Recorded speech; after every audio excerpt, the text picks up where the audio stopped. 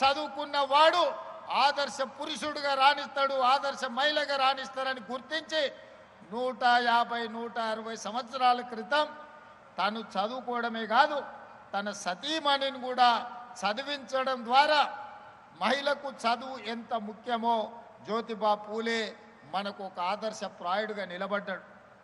136 సంవత్సరాల క్రితం మరణించిన ఈనాడు కూడా ఈ తరం మనం వారిని ఆదర్శ పురుషుడిగా భావిస్తున్నామంటే సమాజంలో వారు తీసుకొచ్చిన సామాజిక విప్లవాన్ని ఈరోజు మనం గుర్తు చేసుకుంటున్నామంటే ఆయన ఆలోచన ఎంత ముందస్తుగా ఎంత గొప్పగా వారు ఆలోచన చేసినరో ఇవాళ మనం అర్థం చేసుకోవాల్సిన అవసరం ఉన్నది. అందుకే మిత్రులారా, ఆనాడు జ్యోతిబా పూలే చెప్పిందే 136 సంవత్సరాల తర్వాత ఈరోజు ప్రజాపాలనలో ఇందిరమ్మ రాజ్యంలో మేము అదే విధానాన్ని అదే ఆలోచనని ఈరోజు కొనసాగిస్తున్నాం. నేను పలు సందర్భాలలో ఇక్కడున్న మా యువకులకు తెలుసు, చదువు ఒక్కటే మన తలరాతను మారుస్తుంది, చదువు ఒక్కటే మన ఆత్మగౌరవాన్ని నిలబెడుతుంది, చదువు ఒక్కటే సమాజంలో మనకు గుర్తింపునిస్తుంది. మన చదువే మన తల్లిదండ్రులను మన గ్రామంలో మన పట్టణంలో మన రాష్ట్రంలో తలెత్తుకొని నిలబడే విధంగా మన తల్లిదండ్రుల గౌరవం పెరుగుతుందని నేను పదే పదే ఈరోజు చెబుతున్నా.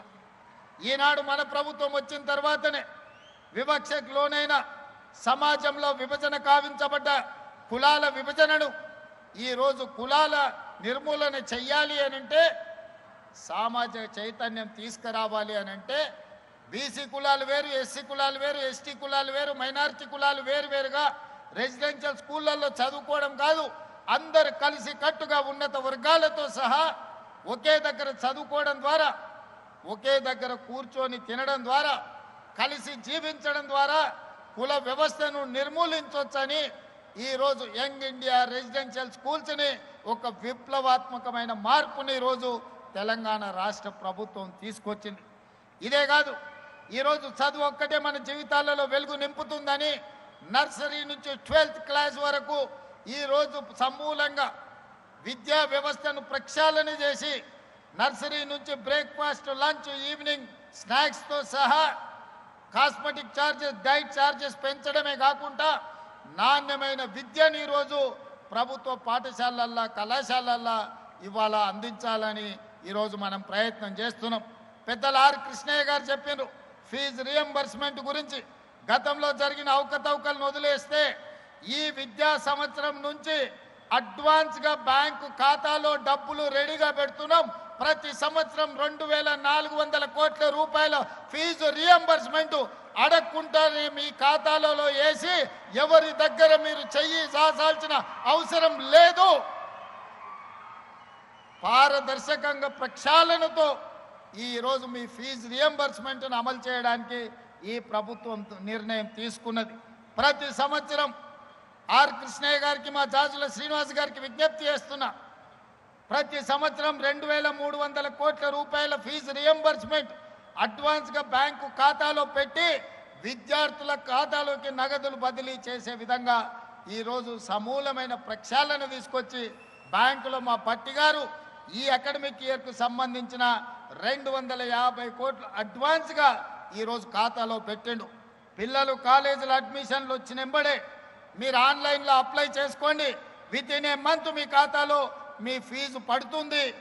ఎవరు కలత చెందాల్సిన, ఎవరు చింతించాల్సిన అవసరం లేదు, ఎవరి దగ్గరికి మీరు వెళ్ళాల్సిన అవసరం లేదు. ఇక భవిష్యత్తులో ఏ కాలేజీ కూడా మీరు ఫీజులు కట్టలేదని మీ సర్టిఫికెట్లు ఇవ్వమనే అవకాశం ఏ యాజమాన్యానికి ఇవ్వము. ఈ సంవత్సరం నుంచి ప్రతి రూపాయి అడగకంటే ముందే మీ ఖాతాలో వేస్తాం, మీ ఫీజు రియంబర్స్మెంట్ను సంపూర్ణంగా అందిస్తామని చెప్పి తెలంగాణ రాష్ట్ర ముఖ్యమంత్రిగా మీకు విజ్ఞప్తి చేస్తున్నా. మిత్రులారా, నా సూచన ఒక్కటే, నా యువ మిత్రులతో నా ఆలోచన పంచుకునేది ఒక్కటే. ఒకప్పుడు ఇంజనీరింగ్ సర్టిఫికెట్ ఉంటే ఉద్యోగం వచ్చేది, ఒకప్పుడు డాక్టర్ సర్టిఫికెట్ ఉంటే మిమ్మల్ని పిలిచి పిల్లనిచ్చేటోళ్ళు, పిలిచి ఉద్యోగం ఇచ్చేటోళ్ళు. కానీ ఇవాళ డాక్టర్, ఇంజనీరింగ్ సర్టిఫికెట్ ఉంటే సరిపోవడం లేదు. మీ చదువులో నాణ్యం ఉందా, మీరు బాగా చదువుకున్నారా, మీరు ర్యాంక్ స్టూడెంట్సా కాదా, మీకు స్కిల్ ఉన్నదా లేదా అని ఈరోజు ప్రశ్నించే పరిస్థితి వచ్చింది. అందుకే నేను స్పష్టంగా చెప్పిన, నర్సరీ నుంచి 12th వరకు ఎడ్యుకేషన్, 12th పైన స్కిల్ నేర్పాలి అని. సాంకేతిక నైపుణ్యం ఉన్న వాళ్ళకి ఈ ప్రపంచం ఎర్ర తివాచితో స్వాగతం పలుకుతుంది. కేవలం సర్టిఫికెటే ఉంటే ఉద్యోగం వస్తుందో రాదో నేను చెప్పలేను. అందుకే మీరు భాషా పరిజ్ఞానమైన, విద్యకు సంబంధించిన అవగాహన అయినా, నర్సరీ నుంచి 12th క్లాస్ వరకు మీరు విద్య నేర్చుకోండి. 12th తర్వాత ఏటీసీలు కావచ్చు, ఐటీఐలు కావచ్చు, పాలిటెక్నిక్ కావచ్చు, స్కిల్ యూనివర్సిటీ కావచ్చు, ఇతర సాంకేతిక నైపుణ్యం, ముఖ్యంగా మా ఆడపిల్లలు ఇక్కడ ఉన్నారు, మీరు నర్సింగ్ చదువుకున్నారంటే 2 లక్షల రూపాయలతోని జర్మనీ, జపాన్, సౌత్ కొరియా లాంటి దేశాలలో మీకు ఉద్యోగాలు ఎదురు చూస్తున్నాయి.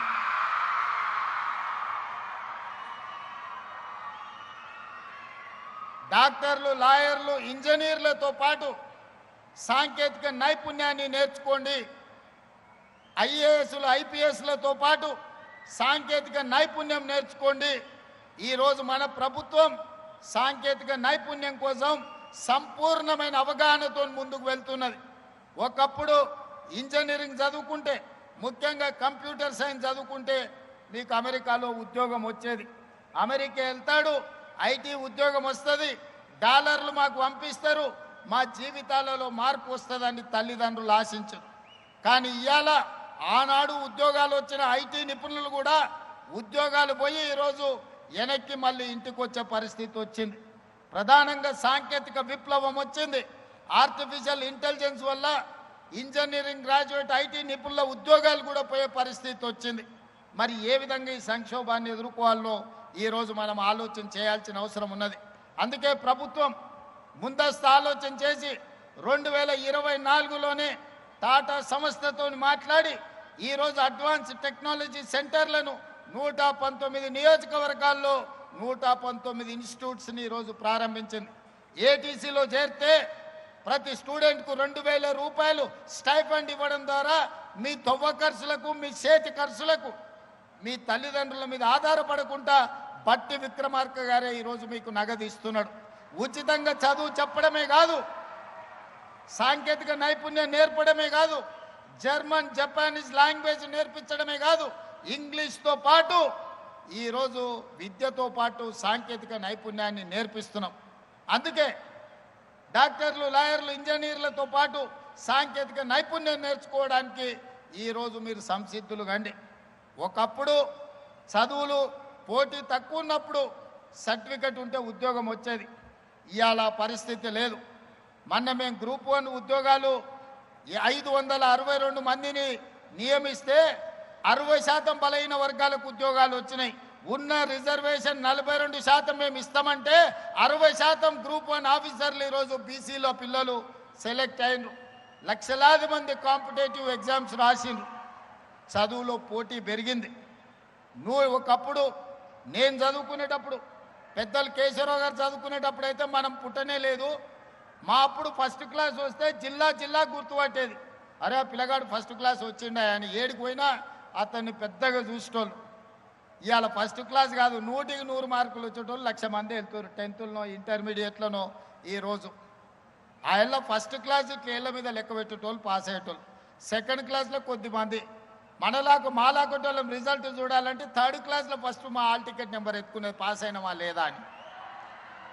కానీ ఇవాళ 100కి 100, 100కి 99 మార్కులు వచ్చేటోళ్ళే 90% పిల్లలు ఉన్నారు. చదువులు అంత పోటీ పెరిగింది. మరి అంత పోటీ పెరిగినప్పుడు ఉద్యోగాలలో పోటీ పెరగదా? మీ క్లాసులలో మీ మార్కులే చూసుకుంటారు కదా, నేను చెప్పాల్సిన పని లేదు. అసలు ఎవరైనా 35-40 మార్కులతో పాస్ అయ్యేటోళ్ళు ఈ కాలంలో ఎవరైనా ఉండరా?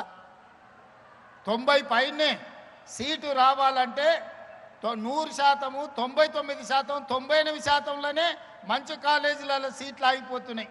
మా జర్నలిస్టులు కూడా ఇడుండ్రు, వాళ్ళ పిల్లల చదువులు వాళ్ళకి తెలియదా ఎంత పరిస్థితి ఉందో. మరి ఇంత పోటీ ప్రపంచంలో అందరూ 100కి 100% తెచ్చుకోవాలంటే సాధ్యం కాకపోవచ్చు. కొందరు చదువు కంటే కూడా సాంకేతిక నైపుణ్యంలో రాణించే వాళ్ళు ఉంటారు, కొందరు క్రీడల్లో రాణించే వాళ్ళు ఉంటారు, ఆటల్లో మేటి ఉంటారు, మట్టిలో మాణిక్యాలు ఉంటారు.